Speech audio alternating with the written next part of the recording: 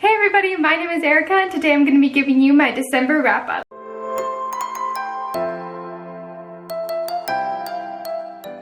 So I had a lot of books to catch up on in December because I had to read 8 books to finish my Goodreads reading challenge. Because in November, I literally only read 2 books and it was Six of Crows and Cricket Kingdom. And I was determined to read more, but I just after reading all those books in Halloween and then I never plan out what I'm going to read in November. And then Christmas, I'm waiting for December to read all the holiday books, so it was definitely a struggle. But I did manage, like I said, to read 8 books in December so I could finish my Goodreads reading challenge. I literally finished the last book on New Year's Eve, so I cut it pretty close, but I completed my reading challenge of 60 books. And I'm just going to be giving you my December wrap-up. Sorry for the weird setup. I'm trying something different because one of my lights doesn't work. I have to get another light bulb and it's still coming, so I'm trying to work it around with just one light. So hopefully it looks okay. I'm don't know how to sit Anyway, let's just get right into it. The first book I managed to read in December was The Holiday Switch by Tiff Marcello. This book follows a Filipino-American girl named Lila. I think it's Lila or Lila. I called her Lila. And so this girl works at this really nice inn and it gets really decked out for the holiday. She's been trying to work as much as she can to save up money. She also writes a book blog and she kind of keeps that secret. Her parents want her to go into nursing, I think it was, but she kind of has another idea, but she doesn't really want anyone to know about this book blog because it's something very private to her and something that means a lot, and she really enjoys doing it. She reads lots of books. Lila's trying to have a really great last Christmas break while she's still in high school. Her and her friend try to plan out a lot of things, but it kind of gets interrupted when she has to pick up extra hours, which she's happy about, but she has to train a new kid. And the new kid is actually her boss's nephew, who is super cute but super annoying. So Lila is very irritated with him because he has different ideas about how things are supposed to look and how things are run at the inn. They work in the gift store together. And so Lila's just trying to calm herself down and not get in trouble with everything, but she's having a hard time with this kid. His name is Teddy. One day, Teddy and her accidentally swap phones after their work shift, and she doesn't realize it till later. So they have a whole night of kind of looking at each other's phones, and she's really nervous because she doesn't want him to find out about her blog that she's getting notifications about. But then she also sees that he has some secrets of his own, and he's also not a big fan of her. They have to work together at this gift store while also trying to kind of blackmail each other. Not really, but they each have these secrets. They're trying to make sure none of these secrets get out because they can get in trouble. And it's just a lot, but the ice kind of starts to melt with them and they start to really enjoy each other's company while also trying to stay in the Christmas spirit and complete everything on her list. Anyway, it's a pretty cute book. I only gave it 3 out of 5 stars. I was kind of irritated with the characters. Obviously they're pretty young, so it's just kind of a common thing. And I just wasn't the biggest fan of it. It felt like it was kind of mediocre at times, but overall it was a very cute Christmassy book, and I think the title is a little misleading. I guess I kind of imagined it different, but the only reason it's called The Holiday Switch is because they swapped phones for that one night. But I also felt like some of the secrets they were holding were kind of not that big of a deal, but I guess to them it was. But anyway, I did like this book. It was very enjoyable for my first holiday read of the year. The next book I finished was So This Is Christmas by Tracy Andrew. This book follows this girl named Finley who goes to this really elite boarding school. She goes back home for Christmas break in her hometown, Christmas, Oklahoma, which isn't actually as Christmassy as you would anticipate. She goes back home expecting everything to kind of be the same as she left it, but things are a little not the same. So her parents are separating right now, and that really hurts her because she expected to see her mom and everything. She was expecting everything to be normal with her family. Along with that, her ex-boyfriend is currently dating her best friend, but her best friend and her haven't really talked since she left for boarding school. Tensions are just very high with these characters. Along with that, one of the boys from her school, Arthur, who's from the UK, he turns up at her grandma's inn because he thinks that Christmas, Oklahoma is actually going to be a great Christmas town for them to spend their holiday. So him and his aunt are there anticipating this amazing Christmas season. Finley is to blame for this because she kind of decorated the website, making it look better than it actually was.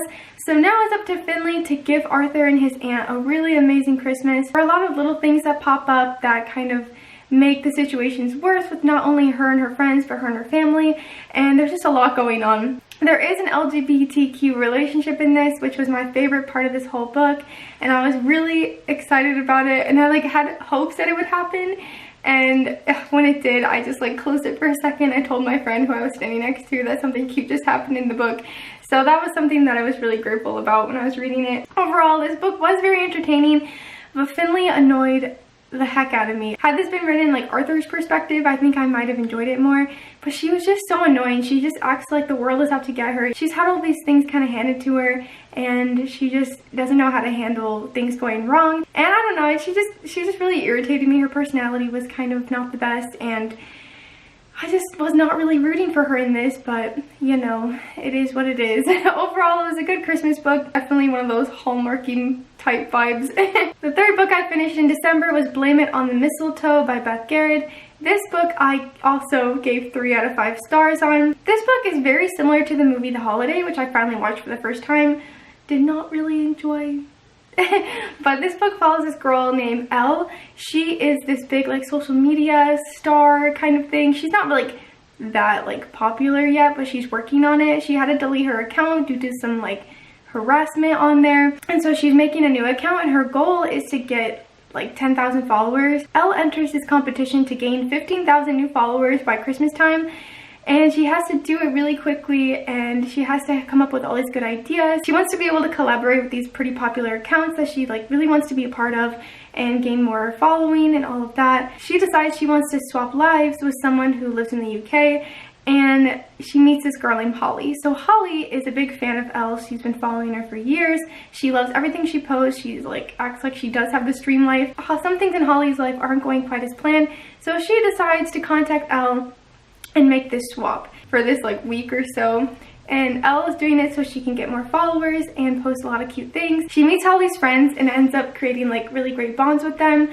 And then Holly, on the other hand, kind of starts to fall for Elle's twin brother, who she wasn't expecting to meet. She thought that it was a little brother. She was not expecting to be a twin, and so she kind of catches feelings, even though she's trying to say flights, not feelings. It's a whole thing in that book. Overall, I enjoyed this book. Elle really bothered me. I don't know, Elle was just so obsessed with being on her phone and social media, and I get that's the world, basically. I know that's how like influencers have to be to make money, but it was just irritating. She kind of wanted everything to be perfect, and I feel like sometimes she took advantage of Holly's friends. I know they end up becoming really close, but it did really annoy me how Elle was so obsessed with social media, and I always get scared I'm gonna be like that.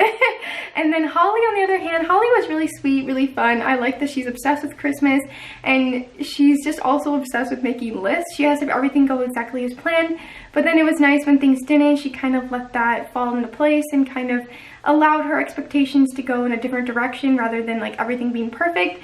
But overall, I mean, the characters were a little irritable to me, but it was a cute Christmas book, and I'm happy I did read it for this year. The fourth book I finished was The Mistletoe Connection by Chelsea Pennington. This book I gave 3 out of 5 stars. I actually finished it in one night because it was on the train ride home to Ohio, and I didn't have anything else to do. It was on my Kindle. I needed a really fast read, so I've been like sitting weird. I can't tell what I'm doing. This book follows a bunch of people who are stuck in the airport for Christmas. It follows a lot of different characters and their relationships with one another and how they kind of have to mend these relationships.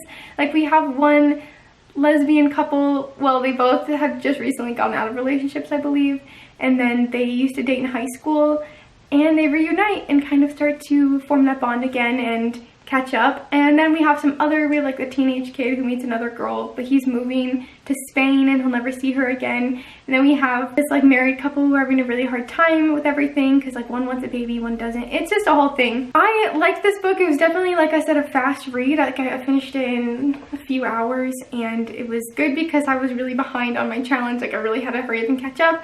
So it was a fun book. I mean, it was not anything exciting, but I did enjoy reading it for the most part. Anyway, that's about it. The fifth book I finished was Myths and Mistletoe. I just had the hardest time trying to say that. This was by Tara Lynn Childs. I gave this one only 2 out of 5 stars. It was also a really quick read. I think it was only like 150 pages. Again, I had to read it really fast because I'm trying to catch up on my reading challenge at this point. But this book, basically, I'm not even going to go into details. It's just a set of short stories taking place during the holiday season. There are some fantasy aspects, I think, then some more like contemporary aspects, but most of it's like fantastical or like mythical creatures, that kind of thing. but overall it was fine. It didn't really do much for me, so 2 out of 5 stars. My 6th read for December was I'm Dreaming of a Wyatt Christmas. This one was by Tiffany Schmidt. This one I gave 4 out of 5 stars. It was my first 4-star read in December. This book I actually enjoyed a lot more than I thought. It is YA, which, I mean, that's fine, that's most of my books, but it was very young. Like, the girl I think was only like 15 or 16. So I was not anticipating that. So we're following this girl named Noelle Partridge. I mean, could we get any more Christmas? She is great at 3 things. She loves ballet, babysitting, and Christmas time. Her mom passed away several years back, and so it's always just been her and her dad. And she is kind of stuck with her ballet school. She really wants to get into this elite academy called Beacon because she just feels like she's not getting anywhere at her current school. And then she babysits to make a lot of money, and she's really good at it. And so Noelle is really excited for Christmas time. Usually she has this whole list of things that they have to complete. But right now her dad and her are kind of having not the best time together. Their relationship is tense because he's always working. So because of this, Noelle decides that she wants to go on this ski trip with this family that she can babysit for it because she'll make a lot of money with them, and she'll have to miss Christmas with her dad though. She's not too worried about it because, like I said, they're not doing as much as they used to. She's just kind of feeling lonely right now, so she thinks it'll be a great escape. But when she gets to the lodge, a boy turns up. His name is Wyatt, and he's actually the half brother of the 2 kids that she's babysitting. He shows up to surprise his family, and she has the biggest crush on him. He goes to Beacon, which is the school she wants to get into, and she has always watched his videos. She's like obsessed with him, and she does not anticipate having to spend Christmas with him. So things between them are at first a little like, they're a little on edge with each other. They don't really know how to work together right now because I think they're both trying to prove to this family that they can like be the best babysitter. Wyatt really wants to be able to show that he can take care of his half-siblings, but Noelle's just trying to do her job, make money. She kind of feels like they're competing with one another. There are some mishaps during this trip, but in the end they kind of start to work together and fall for one another. I actually really enjoyed this book. I mean, Noelle could be kind of annoying. I mean, she's young, and their relationship was a little funky at times. But overall, I thought it was really well written, and it was really cute, and it was different than a lot of the other books I've read. And I just kind of like the concept of her like having to be a babysitter, because like when you throw little kids into the mix, it just kind of creates chaos. So that was actually kind of fun to read. Her love of ballet was also really fun to read about. It was just something different, and I actually really appreciated this book. Alright, the 7th book I read in the month of December was Always in December by Emily Stone. This book I also gave 4 out of 5 stars, and I actually loved this book. I kind of went in with like low expectations simply because these Christmas books weren't really doing it for me. But it was actually so good. This book follows a girl named Josie who every year sends a letter back to her parents who passed away when she was 9 years old on Christmas Eve.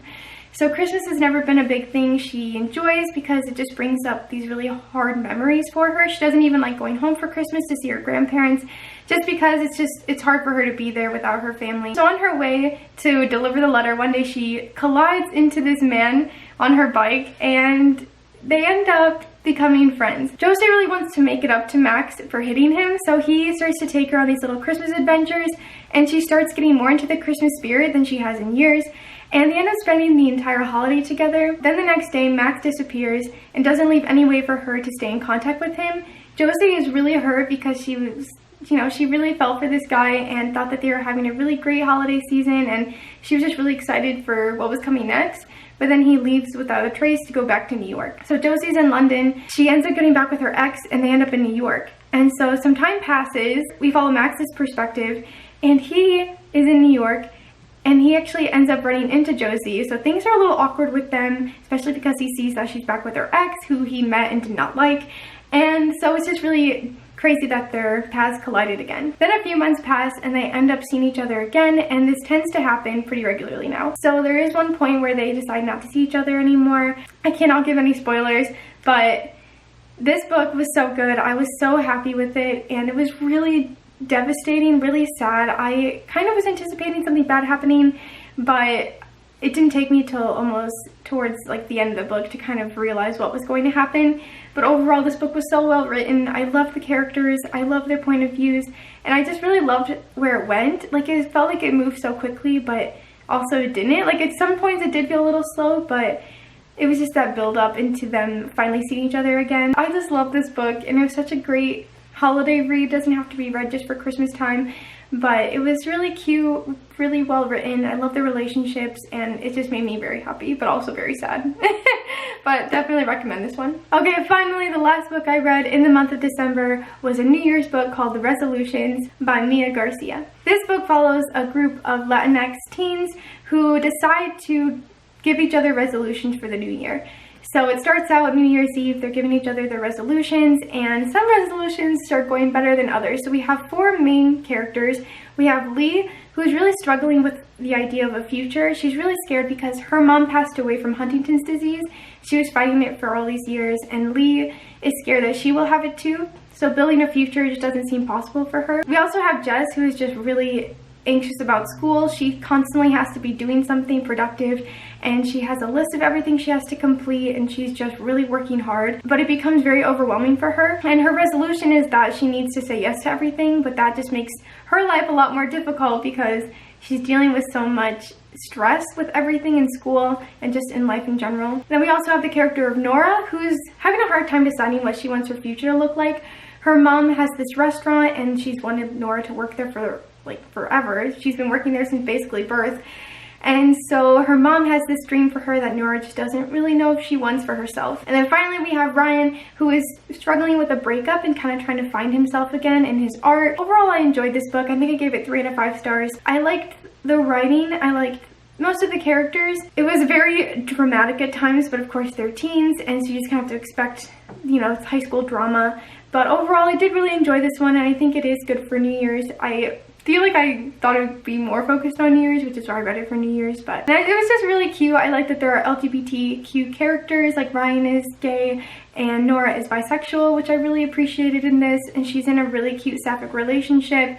So overall, I really like that about it, and the characters, and it was just, it definitely took different directions. There were some really heartbreaking moments, but also really exciting moments as well. Alright everybody, those are all of the books I read in the month of December. I'm very happy with what I read. Some of the books were a little to me, but overall, I'm really pleased with what I read. There were some that really stuck out to me that I enjoyed, and I just wanted to make sure I kept in the holiday spirit for December. But that is all I have for you today. If you like this video, be sure to give it a nice little thumbs up. If you want to keep following me on this booktube journey, please subscribe to my channel. You can follow me on Twitter and Instagram at ErikaAGobble. Thank you all so much for watching. I'll see you soon with another video. Bye!